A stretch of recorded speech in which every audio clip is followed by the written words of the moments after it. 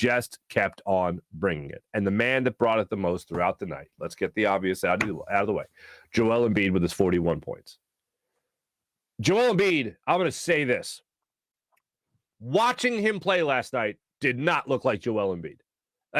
The fact that he scored 41 points makes you look at the box score and go, oh my God, he looked incredible.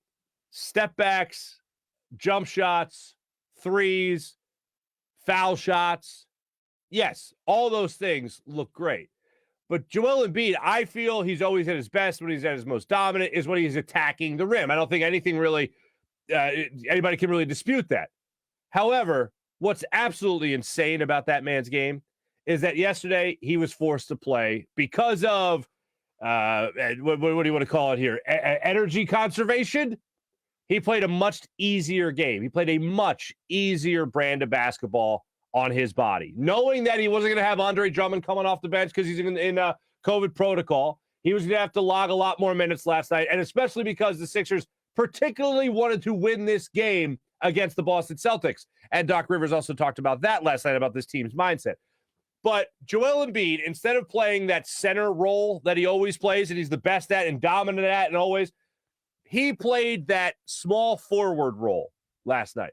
He played like he was a small forward in the 90s type role. And I've made that comparison with him before because that's part of his game. And I'm not denying that, and I'm not saying you shouldn't do it. What I'm saying is he could make an amazing about face in his style of play and concentrate just mostly on that play. He went to the basket hard, especially late in that game where he drove on freedom and he was able to make that layup. That was great. But the coast-to-coast play that he had. But I'm talking about the majority of this game. If you go back and watch, you saw a lot of the step-back jumpers, like the two we had late in the fourth quarter. You saw three-point attempts, and he's done that before. That's nothing new. But the consistency in which you saw that style of basketball last night from Joel Embiid, just so he could conserve his energy, knowing that it would need a late quarter push, a late game push, was amazing to me.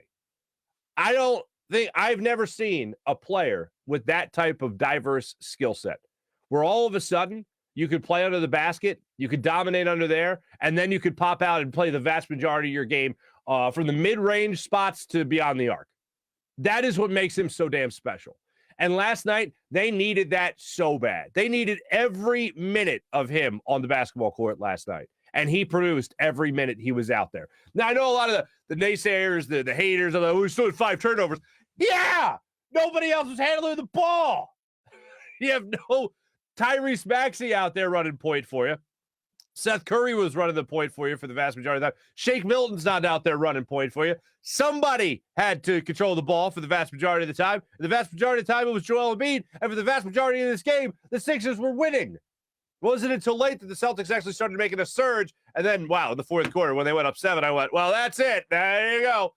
And no, they just bounced back and they took control of the game. A big part of that was Joel Embiid's drive. Big part of that was Matisse Thybulle in his 3, followed by Danny Green's 3. And then Joel Embiid did what Joel Embiid said he is going to do for this basketball team, which is simply be the closer.